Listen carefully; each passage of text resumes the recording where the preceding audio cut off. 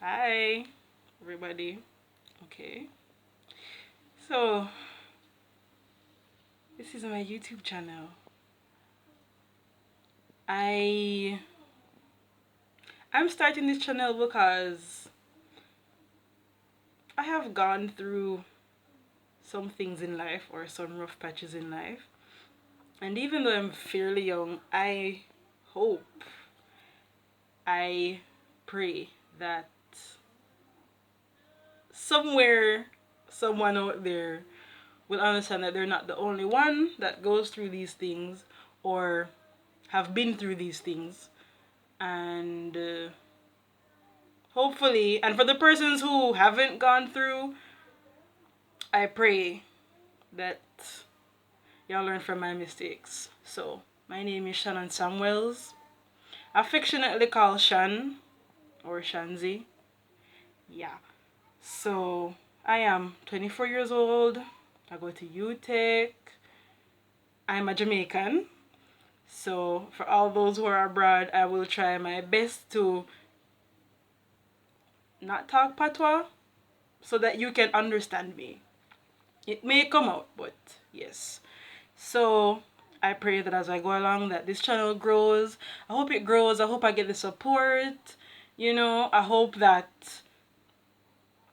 that it's spread. I hope that you like, that you comment, that you share. No, I'm not even gonna say I hope. Like, comment, share, subscribe.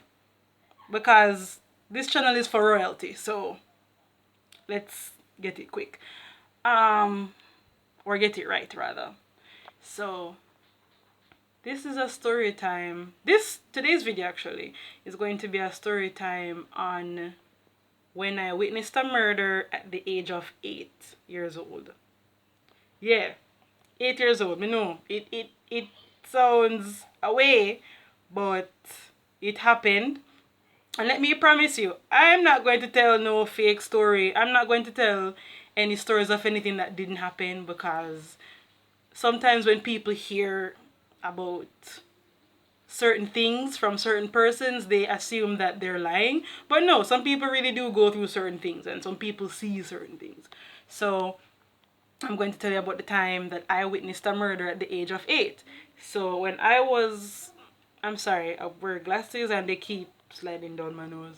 When I was 8 years old, or when I was in primary school, my parents had a shop. My parents owned a shop together, and my mom, no, actually, yeah, my parents owned a shop together, and my mom ran the shop.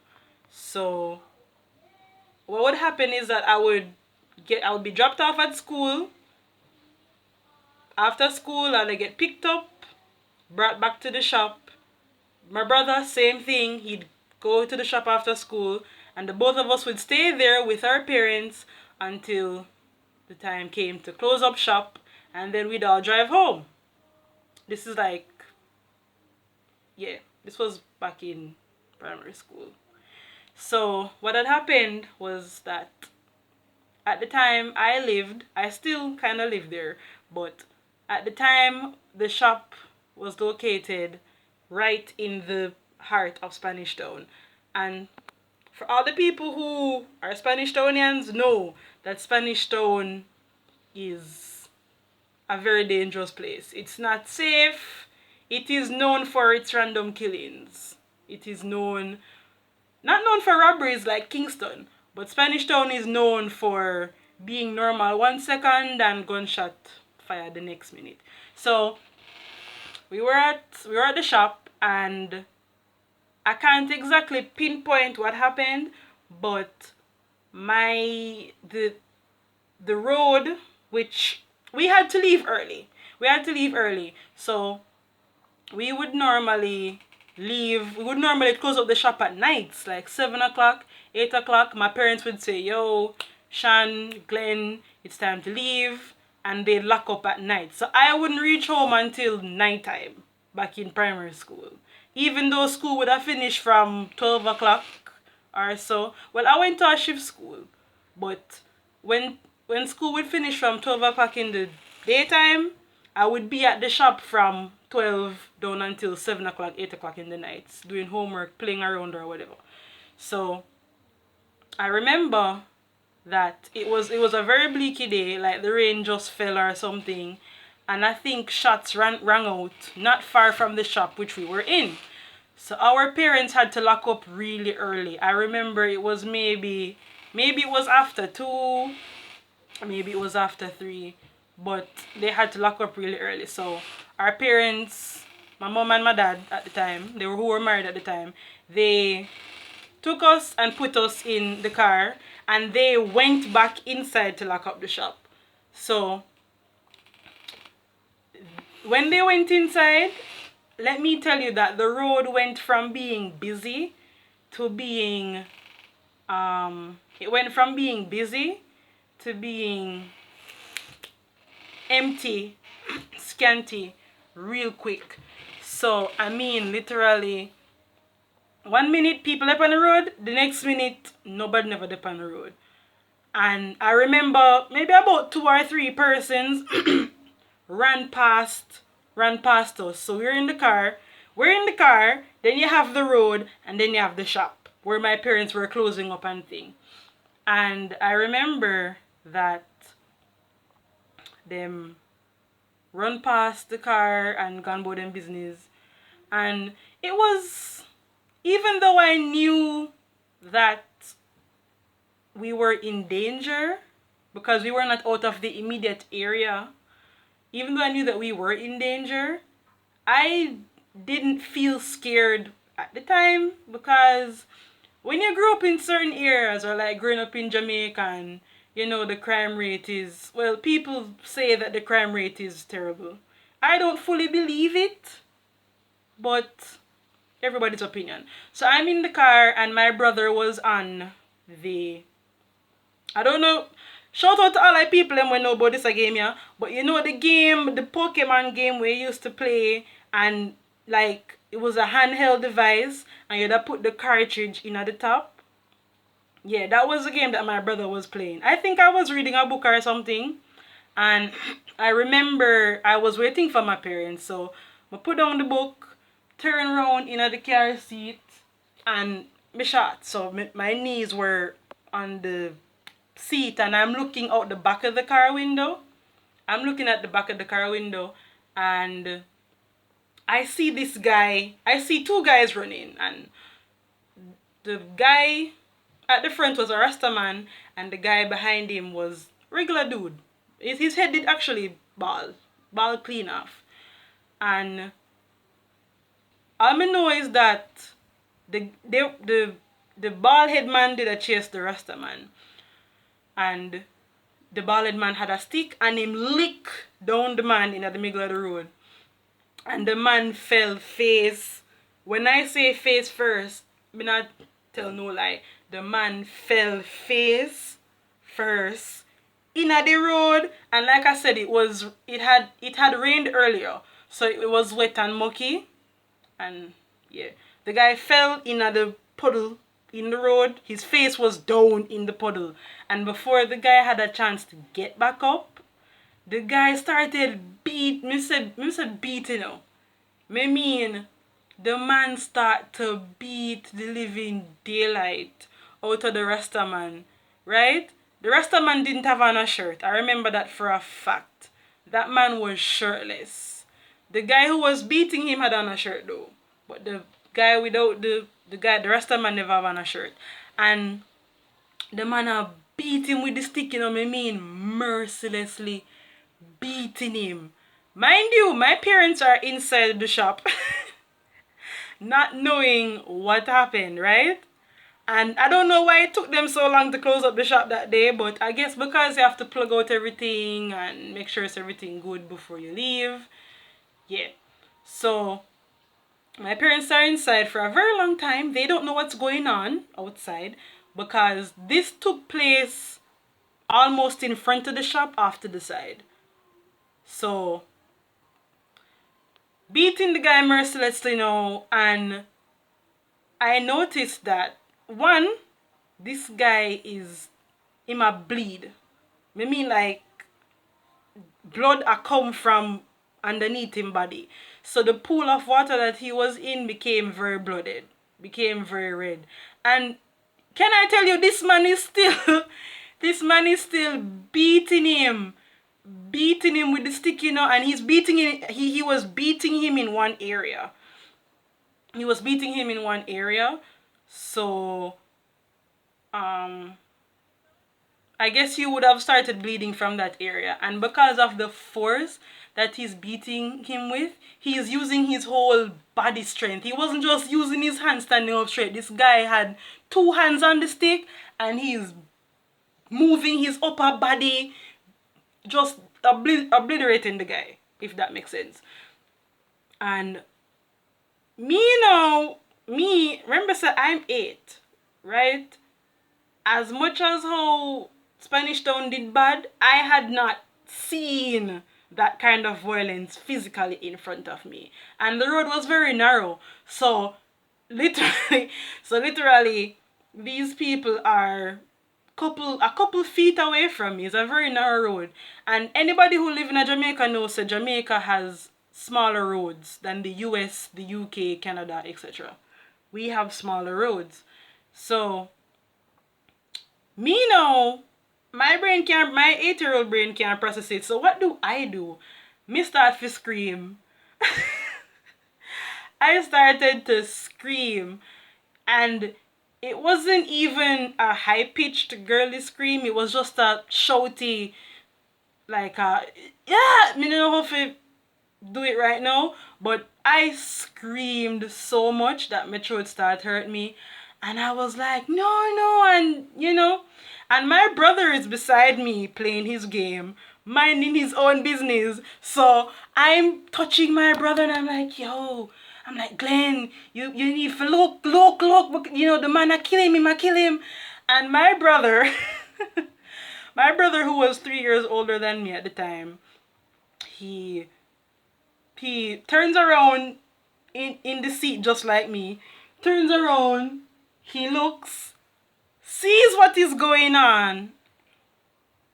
And you know what the boy do? The boy just look, and him just turn back and him just turn back round, and him start to play back in game. And me I say like, I don't know why it is that. Him never freak out the way how me did freak out. But it was like nothing to him. It's like, oh, somebody dead. Okay, cool, yeah. So I turn back around and I'm still spazzing out. I'm still a freak out under the car, guys. And after the man beat the man to a pulp, I mean, the man is blooded. At this point, nobody can tell me so the man never dead. That man was dead. He wasn't moving. His face was still in the puddle of water. Well, his whole body was in the water, but you know what I mean. His face was still in the puddle of water and he was just not moving. That was it. The man was dead. He never dare move. If he was alive, trust me, there would have been some bubbles coming up from the side of the water. That man was dead. He was no longer breathing. Right? So after the man done beat him with the stick now, the man just run off with the stick like a nothing. Like he didn't just commit first-degree murder right in front of me. But you know, the lucky thing is that even though I was screaming, he didn't hear me. So thank God for that, because I could have ended up putting myself in danger. I could have ended up putting my brother in danger, and I could have ended up putting my parents in danger. Because like I said, my parents were not far away. My parents were inside the shop locking up. So the guy kills him with the stick, mind you. All he did was beat him to death with a stick. He never shoot him or nothing, him just beat him to death with a stick. And the guy just run off with the stick with the blood on it same way. Like nothing, like it was nothing. Like nothing happened. Like, you know, it's yeah, you know, I really find it amazing how persons can just kill without remorse, without any regard for life. But I have a fear of God. I have a fear of the Lord, okay? No matter how much I may struggle, I fear the Lord in some way, shape, or form. So Me can't do them something there. But him gone about him business, and the minute this person leaves, and my parents me say, I come outside of the shop, and trust me, they saw the corpse. The corpse was laying down right there. The corpse was like, the shop is here, and in front of the shop to the side is the corpse. Right there in the bloody muddy water. And my parents just come outside. Sorry, my glass is sliding off. My parents just came outside, saw the corpse, and then just lock up the shop. And them just walk past the body like it was nothing. Them just walk past the body like saying nothing. And this is how come I know so my parents grew up rough, because they weren't surprised, they weren't freaking out, nothing, no reaction. Them just see the body, and it's just like, oh, it's a corpse, okay. Oh Jesus, I know that my parents grew up rough. Like, life was rough for them. They had it hard. My individual parents had life hard growing up. And I guess they grew up seeing things that I can only imagine. So them seeing the corpse was like, oh, nothing, like a bloody corpse. Oh, it's another day in Jamaica. Another day in Spanish Town. So they walked past the corpse. They walked very near to the corpse too. But then walked past the corpse, got in the taxi, got the car, because at the time my dad drove a car. Got in the car and they were like, oh, uno alright, uno good. And I was like, I don't know if I asked my mother if she saw the body. I don't think I ever mentioned it to them that I saw the guy die. I don't think I ever mentioned it to them. Maybe I just know them I go find out, say, yeah, your daughter witnessed a murder. But anyway, so they got in the car. They asked if we were okay. I guess I said yes. My brother was still down in his game. The Pokemon game. And them say okay, and then they just drove off. They came out and went home. And that's it. That's the story of how I witnessed a murder at the age of 8. Anyways, yeah, that's how it happened. I have not seen anything as gory or as bloody since then, and I hope to God I never have to see anything like that again. I was just too young to handle it, and I was too young to process it. And the next thing I should say is that I think the reason why the man didn't hear me scream was because the car that I was in was a VW. My daddy drove a buggy. I will try and insert a picture somewhere, hopefully, if I find a picture of it on Google. My daddy drove a buggy, and anybody who know them old-time buggy, they were the front windows open, but the back windows can't open. They're just there. And because the car was shut, the windows did wind up everything, the guy wouldn't have heard me. So yeah, the parents got in the car, and we drove home. That's it. So guys, remember to like, comment, share, and subscribe to my channel. I will be trying to post many many more story times and more videos. What would the moral of this story be? I will always try and put in a moral somewhere. The moral of this story is if you see a murder, if you are in a place where you cannot do anything of your own accord, you cannot call anybody, and you cannot let yourself be seen, and somebody is killing somebody, it might sound that way, but catch yourself right there, and hide and be quiet until it is over. Because upon a serious level, when I think about it at my age now, I could have gotten myself killed, I could have gotten my brother killed, and I could have gotten my parents hurt. Because there was nobody else around. There was nobody else on the road but us in the car and that man. So, moral of the story, if you ever witness a murder, just please, oh God, try your best to just be quiet in that moment, because persons do kill witnesses, and that's why you have places like the Witness Protection Program in the States and so on and so forth, because a cold-blooded murderer will not care. And also, talk to people about it. Talk to persons about it. That murder affected me somewhat in a way where I had nightmares for a while. I never told my parents about it because as an 8-year-old, I never did want to stress them out. Them did have for them stress already. My brother never really. I think my brother too, because he didn't pay attention to how I felt at the time. I guess I figured that, okay, like if it was nothing to him and it was nothing to them, then I guess it wasn't a big deal. But it is a big deal. So I hope that y'all learned something from this video, because God knows I did. The Lord knows I did.